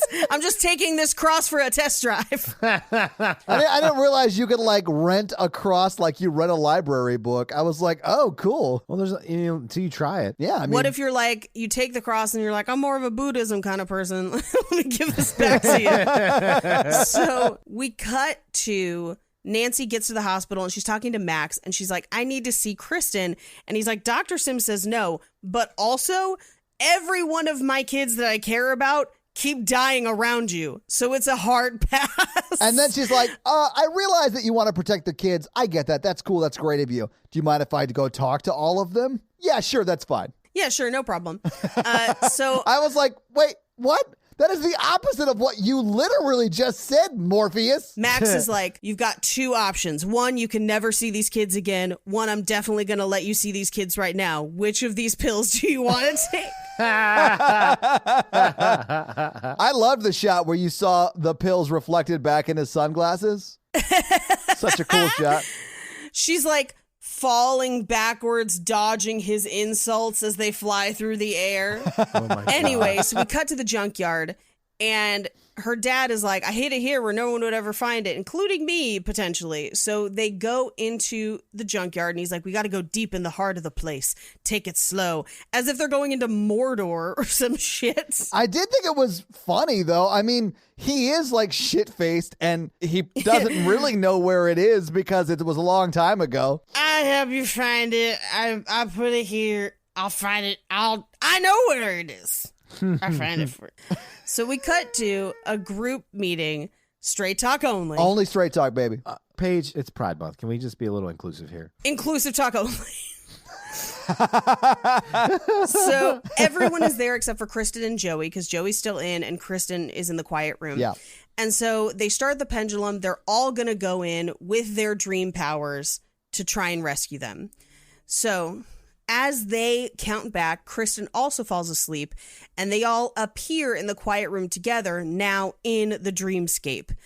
And my favorite is they're like, how do we find Freddy? And literally as they're saying it, they start to rip the padded walls apart. Like Freddy's immediately there. You don't need to look for him. But Freddy basically separates them, where Kristen ends up back in her room, just like at the beginning of the movie, making the paper mache house. And we get like a recap of the first scene playing out with her mom, but she like stops to give her mom a hug. It's this whole thing. But then as that's happening, Freddy decapitates her mom. Yeah. So funny. And then holds up the mom's head. And the mom is like, I can't even get a date. You ruin everything. I've got a guest downstairs. And you're just and then like, Freddy's like, where's my bourbon, bitch? I laughed so hard. I couldn't stop laughing because her mom is just the worst. It's like every bad thing she said the whole time. Just, you want attention, and the shrink told me that you just want attention. And Freddy's just like holding the head there, taunting her.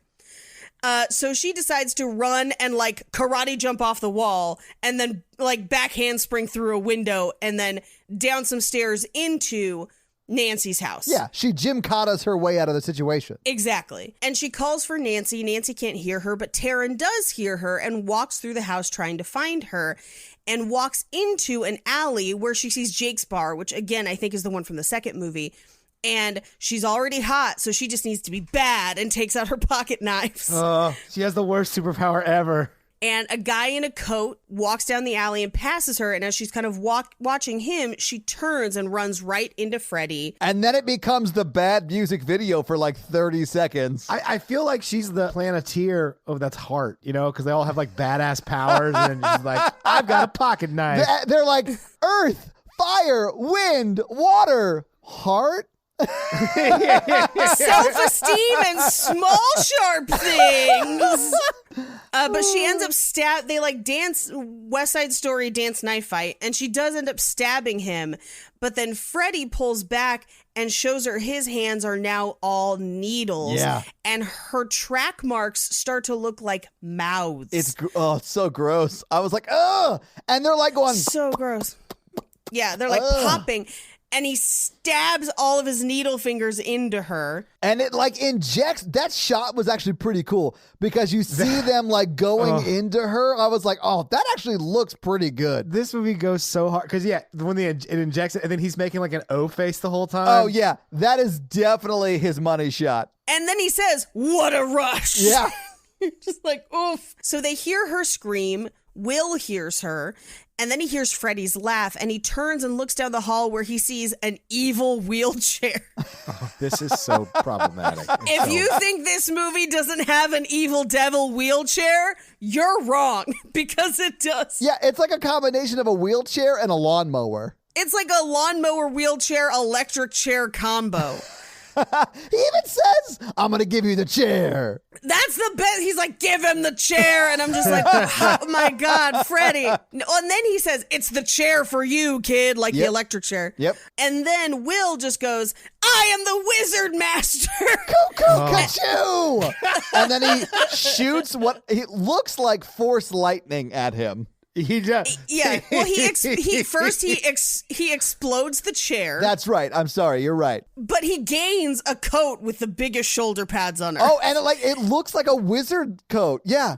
Yeah. He's like, I'm no longer Will the Gray. I'm Will the White. And then Freddy just comes up and he's like, well, this is going to be a pity killing because I'm sorry. You just can't. He just stabs him regular. It was like the most uninspired. He's like, I feel awkward about this, so I'm just going to kill you and move on. He yells, he does the like, in the name of Lorik, Prince of Elves, demon be gone. We got to your door, 4 more wizards come to Mordor. Don't step to us because we're the #1 sorcerers. But then like... I don't know what just happened, but I never wanted to stop. Yeah. It's Workaholics. Oh, okay. We need to watch the wizard rap after this. Okay. But so then he just straight stabs him. Yeah, Freddy's like, oh, you big dork, and then just kills him like a normal.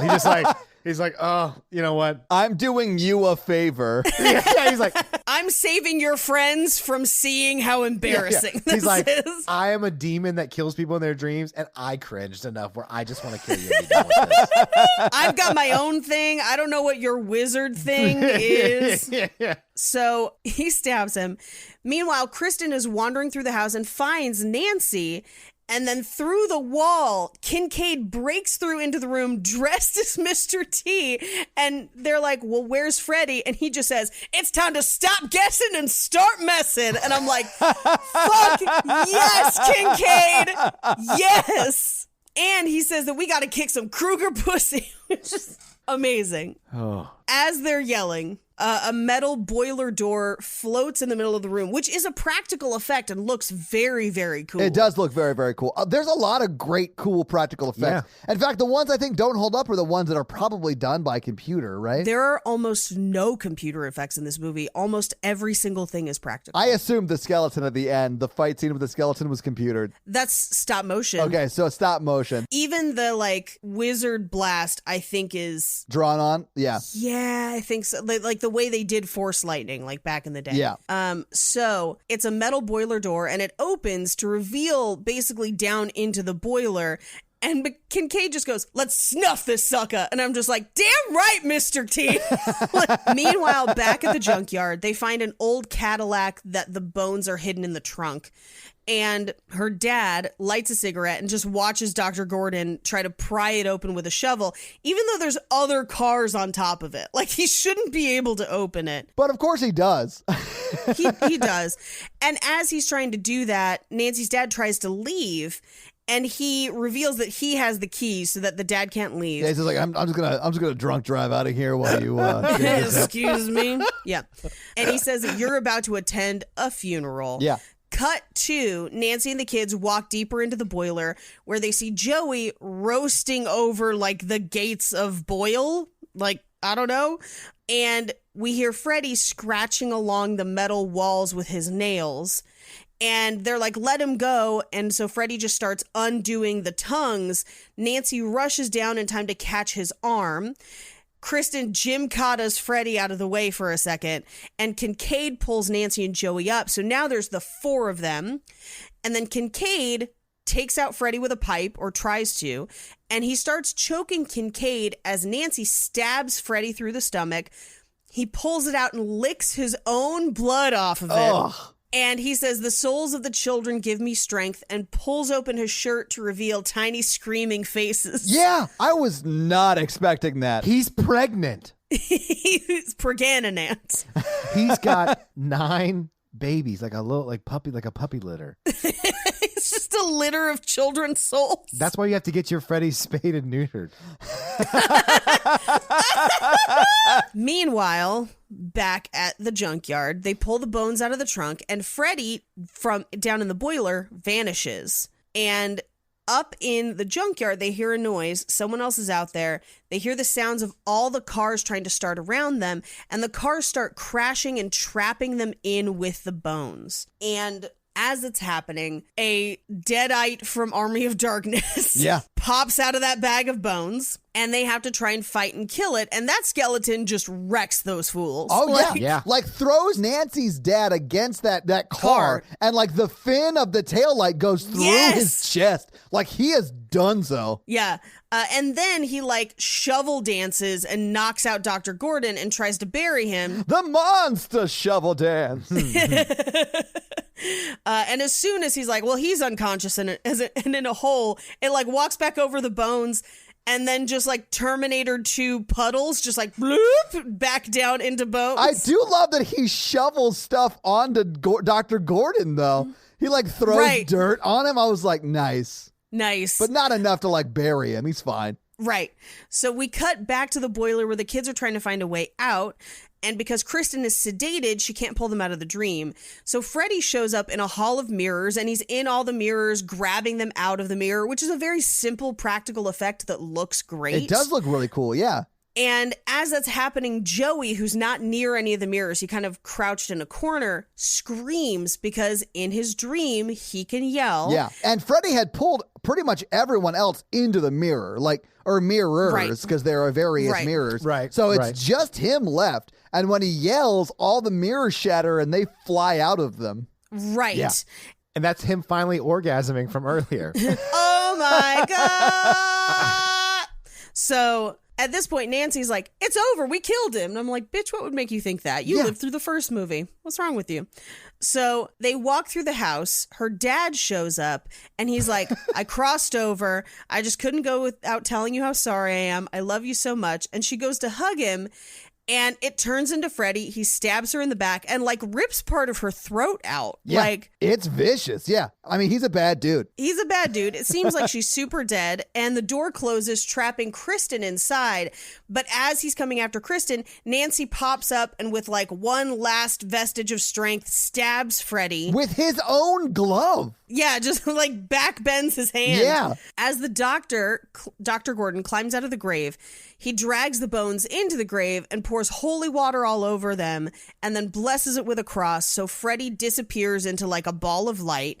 But Nancy is still very dead. Yes. So we cut to Nancy's funeral. I hate that they killed Nancy. Is Me she not too. in any more movies? She's not in any other ones. I was real sad that she died. This was supposed to be the last one. I'll talk about it in a sec. So we cut to Nancy's funeral, and the nun is in the graveyard, and she kind of leads Dr. Gordon by a specific gravestone where we reveal that she was Amanda Kruger, Sister Mary Helena. And she's been dead for 40 years. 40 years. Yeah. And we cut to him sleeping that night next to Nancy's Malaysian dream doll and the paper mache house, and a light goes on in one of the rooms of the house. Yeah. And that's the movie. All right, so having seen the movie, having talked about it, what do you guys think about Dream Warriors? I love this movie. It's I know. so I do much too. fun. It was rad. Horror classic, mental health nightmare. It is a mental health nightmare, you're right. But I thought this movie was rad, to use an 80s parlance. Yes. It is radical. Honestly, when I finished watching it, I was like, cowabunga. Yes, I loved it. I don't need to say more than that. It's a perfect film. I think we've done 2 hours and 15 minutes of talking great things about this movie. I mean, I agree. Paige, do you have some fun facts for us? I do. Hit us with your fun facts. Freddy, fun facts. As we've covered in a few other movies that we've done, the Freddy glove that was stolen from the set of this film is featured in other movies. So this is the one that's on the work shed in Evil Dead 2, which was released the same year.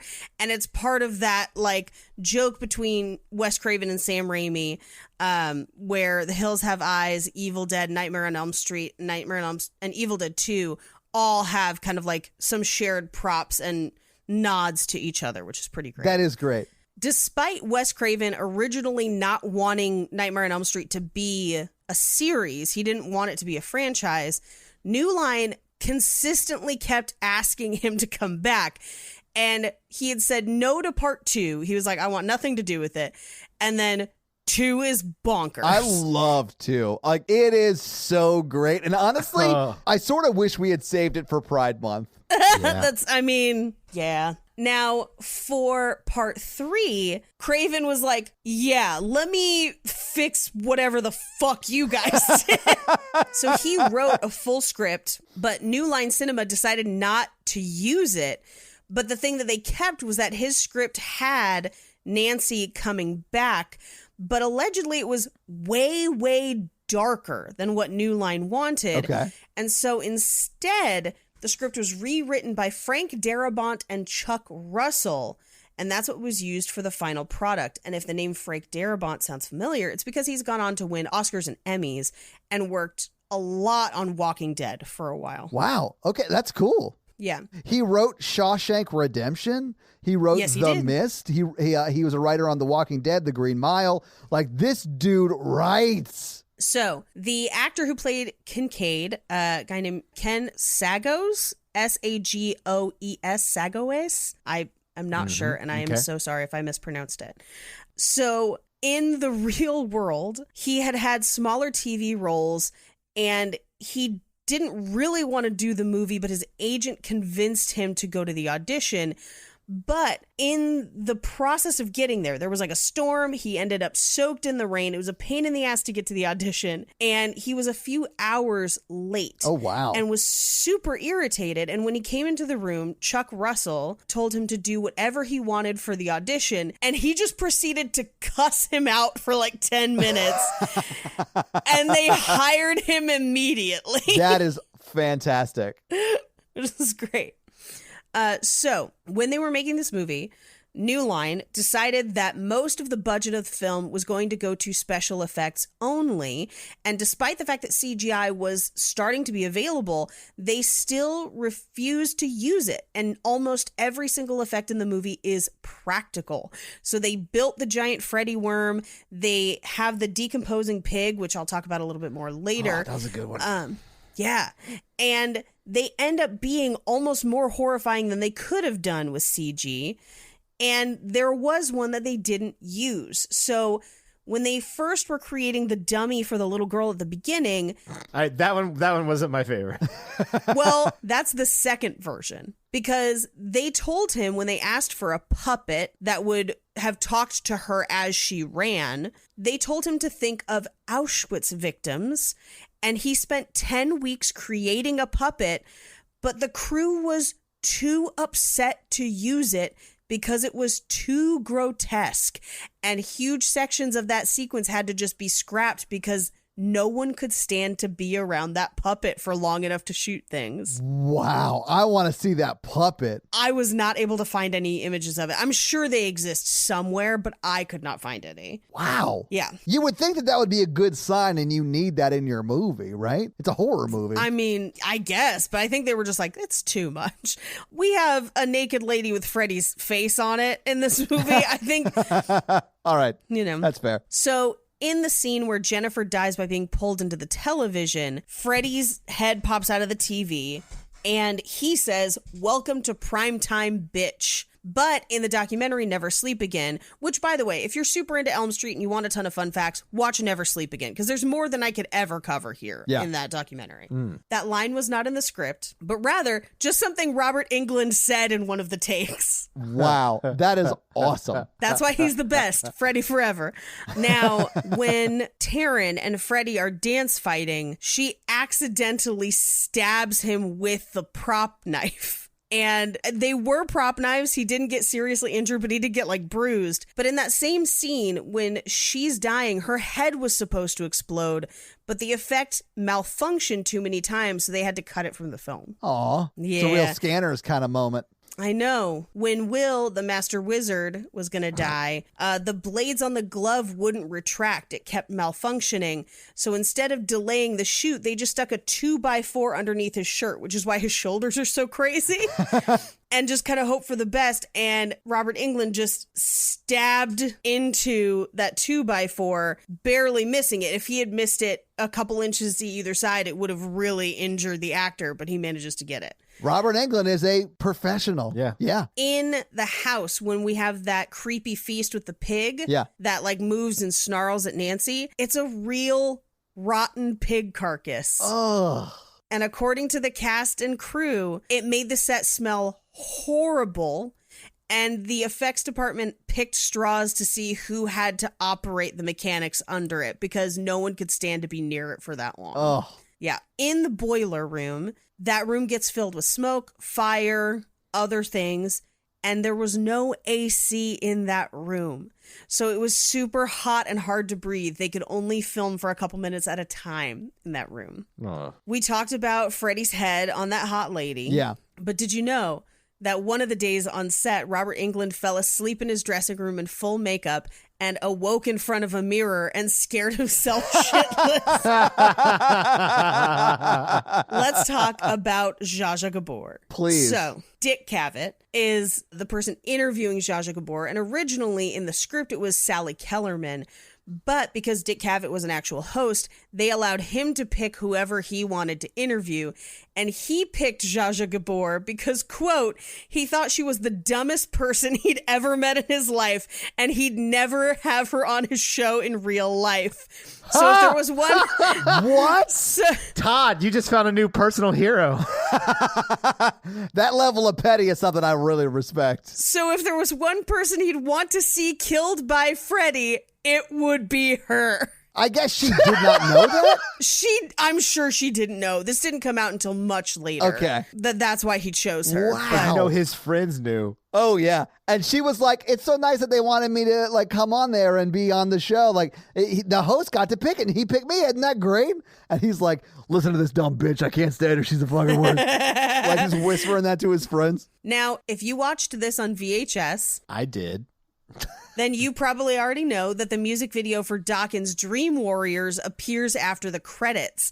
And the video would contain a ton of scenes from the movie, and it ends with the band defeating Freddy, which then flips and Freddy wakes up from his own nightmare and says, who were those guys? For 1 week during filming, it crossed over scheduling-wise with Robert Englund's job on his television series Downtown. And so he was working 24 hours every day for that week. What? Yeah, where he would film on his TV series and then would report to Nightmare on Elm Street, Dream Warriors at night. That's brutal. It is brutal. The clay puppets, the marionettes, were made using stop motion animation by a man named Doug Beswick. And they started with a clay Freddy face and then made it plainer and plainer in each frame and then ran it backwards. And that's what appears in the final cut of the film. That makes sense. Mm-hmm. Now, I mentioned earlier that the mental hospital aspect of this was intentional based on organizations and institutions at the time.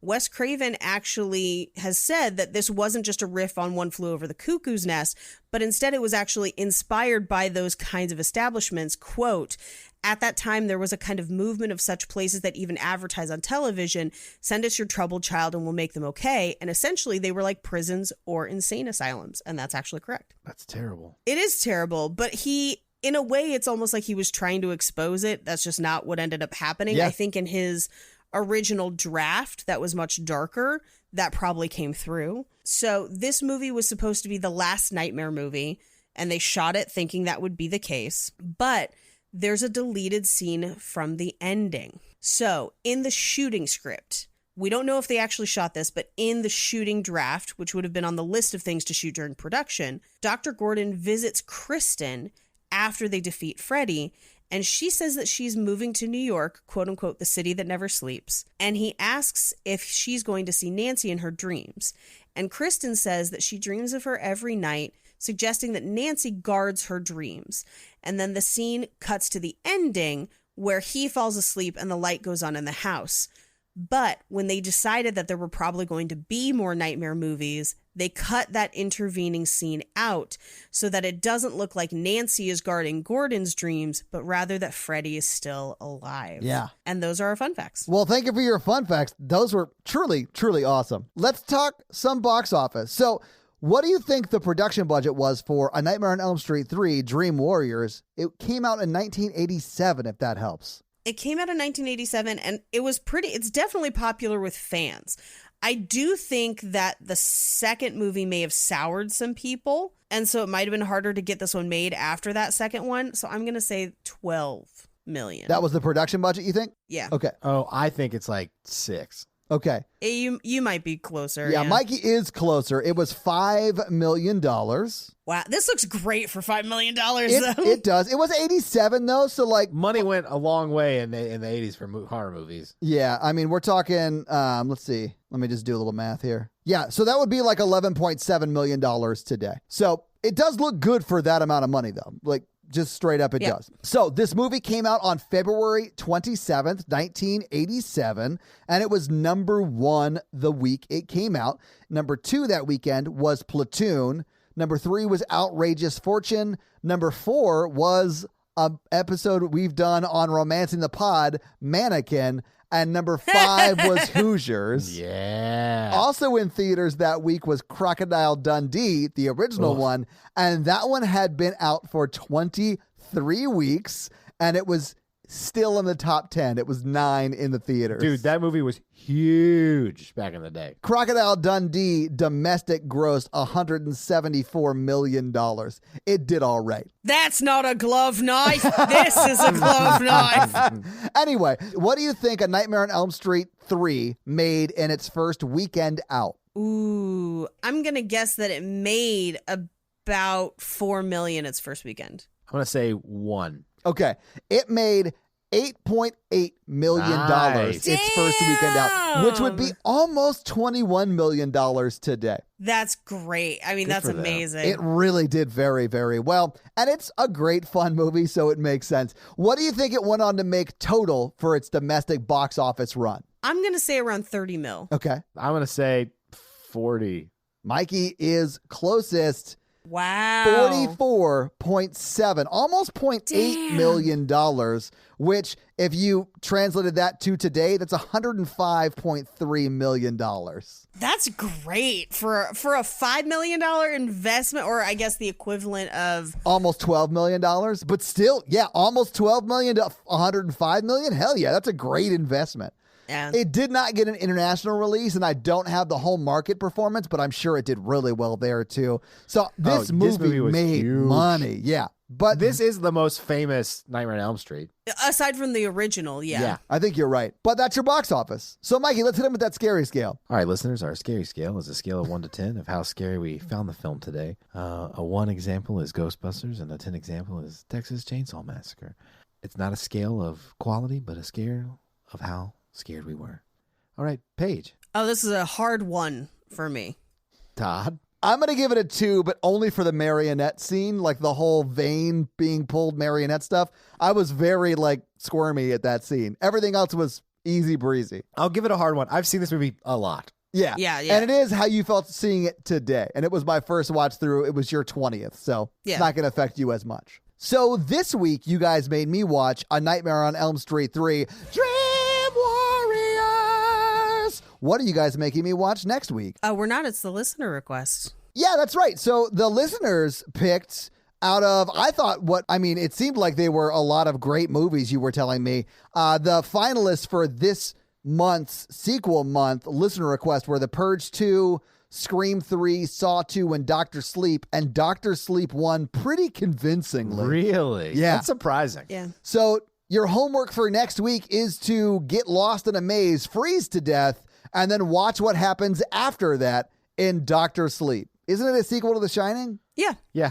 Nice. So, guys, if you like this show but want to hear this power throuple on another movie review show about romance and romantic comedies, check out Romancing the Pod, where Mikey, Paige, and I break down and make fun of romantic movies. It's a lot of fun, guys. Check it out. If you want to follow us on social, please do. We are at Horror Virgin or online at horrorvirgin.com. If you want to follow us all individually, you can do that as well. Paige is at Paige Wesley on Twitter, or Rampage Wesley everywhere else, including TikTok. Mikey is at mrandolph24, and I am at Todd J. Awesome. If you like the show so much and you want to help financially support it, please do by going to patreon.com/horrorvirgin, where you can get a lot of great levels and a lot of great stuff like bonus episodes, director's cut episodes where they're a little bit longer and you get them actually a day earlier than the regular feed drop. We do a lot of great things like listener requests and stuff like that. So guys, check out the Patreon and help support the show. If you can't financially support the show, that's understandable. That's fine. But if you want to hang out with us on the daily, join the Facebook group at facebook.com/group/horrorvirgin. We also link it once a week. So just find it there and join the awesome Facebook group. And literally, we're in there talking every day. It's awesome. And if you want to check out our Twitch stream, we're at twitch.tv/ToddAwesome, where we will be playing horror video games. So if you have always wondered what it would be like to watch me get scared, you can now do that on Twitch while I play these horror games. It's twitch.tv/ToddAwesome, guys. Check it out. It's a lot of fun for you. Not a lot of fun for me. This episode was brought to you by Nick B. Ori was actually Zsa Zsa Gavor's personal assistant for 3 years back in the 90s. Oh, yeah. They have some crazy stories about Zsa Zsa. Yeah. This episode's also brought to you by Awesome Possum Blossom, and Awesome Possum Blossom wants me to give you some awesome possum facts, so here's one for you. When possums go into battle, they put on armor, but they're no longer called possums. They're called armadillos. I hate you. I don't. I love it. Armadillos, roll out. They just grab their back legs and start spinning forward. This episode also brought to you by the letter Jeff, and Jeff wants you to check out his podcast, Kissing Jessica Jones, where each week they break down a new episode of the Jessica Jones Netflix Marvel TV show. And now, because they have finished the Jessica Jones episodes, I believe they moved on to Agent Carter on Disney Plus. So now it is sort of kissing Jessica and Miss Carter at the same time. Listen, I'm into it. That sounds great. So guys, check out Kissing Jessica Jones, where they talk, it seems like, just any Marvel character TV show that they might want to kiss. Kissing Tony Stark. This episode's also brought to you by Brandon's Bug Business, and Brandon's Bug Business is actually called Bug Cage Company on Facebook. So if you have any... But they should rename it The Need for Pede. They absolutely I've got should. a need. The need for Pede. So if you have any millipede, centipede, spider, scorpion, or any other apede that you might need for a practical or pranking purposes, reach out to Bug Cage Company on Facebook. So this episode's also brought to you by Taco Cat, and Taco Cat wants you to check out his podcast, What's Freddy's Dick Look Like Now That It's All Burned Up? It's actually called What's New, Barkeep? Whoa, whoa, whoa, whoa. Where each week they say any random shit they can to make Mikey giggle. And they also talk about pop culture stuff like, movies and stuff like that, but sometimes they get super nerdy about like D&D and stuff like that. They also have a new alcoholic beverage every time. So check it out. It's called What's New, Barkeep? Whoa, whoa, whoa.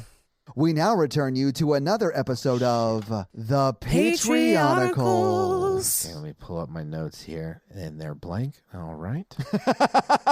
I love that Mikey checks his notes, but there fully are no notes. Everyone awakes, and the world looks like it did back in 2019, and everything's normal. What? Yeah. So you have Isaac. He still is a cannibal, though. He's decided that is his life now. And Dave is there, and they're all just looking around. And Amy, the astronaut, was like, we did it.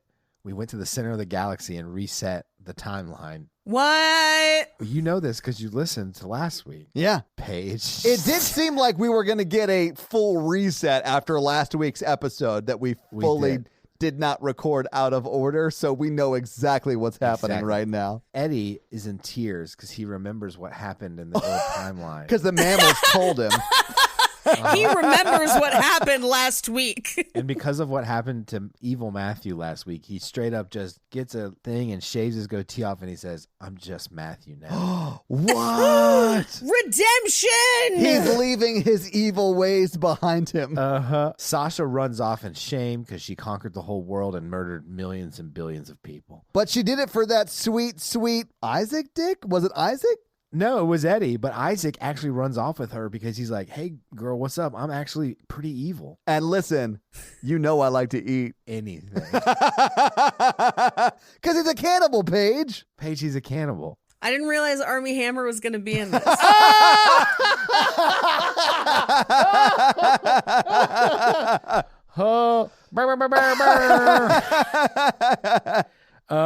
They're in like a suburban neighborhood. But then they look around, and Karun and Domosaurus are just standing there. And Domosaurus is like a smaller version of a T-Rex. He's like a human-sized T-Rex. He's like, shit, I'm stuck on Earth. and Karun's like, I can't take any more of this shit. I'm getting too blue for this shit. But he turns around and he's like, Danielle, Queen of the Moon, people. I've always loved you. And he kisses her. I honestly did not see that coming. He hit it on the dark side of the moon. Reunited, and it feels so moon. Tristram is still a robot because the people from last week, as you remember that thing that happened last week, the people that were inside that thing, they retain their memories and shit. So do the people on Earth. For some Yeah, that's reason. I'll make it- absolutely what we remember from last week that we totally recorded already. I couldn't believe last week when you told me that was going to happen. And I was like, whoa. And then now I'm like, oh. I get it. And then Kate's like, "Hey, we got to get you back to space, Domosaurus and Karun." But Karun and Danielle are just still making out, and she's like, "I've still got my psychic powers." And then she like makes a mailbox fall over and then puts it back because she doesn't want to be rude. And then Dave's like, "Am I finally not gonna die this episode?" And then Isaac eats him because he's like, "No, bitch." He pulls a Freddy. So basically, there was no Illuminati now. Well, we don't know if the Illuminati exists or haven't come back. They've gone back in time to 2019. And there's no zombie outbreak, and there's no post-apocalypse, and there's no Thunder Domington, and there's no Mammaltopia. It's just regular Earth. And that's where we're leaving the episode this week. How long has this relationship between Daniel and Karun been going on? Why does the world reset to 2019? Does Mikey just yearn to return to Trump's America? Find out next week on another episode of It's when I came on the podcast. Patrioticals. Whatever. You don't have to justify it, Mikey. We know. Hate everybody. That's going to be it for us, you guys. I'm Paige. Not Mikey. And I'm your horror virgin, Todd. Keep it ooky spooky. Yeah. Have a great week. Bye. Good Dream looking. Warriors. Dream Warrior nerds. Yes. Nailed it. I know I'm dreaming because I'm super attractive and I have a pocket knife.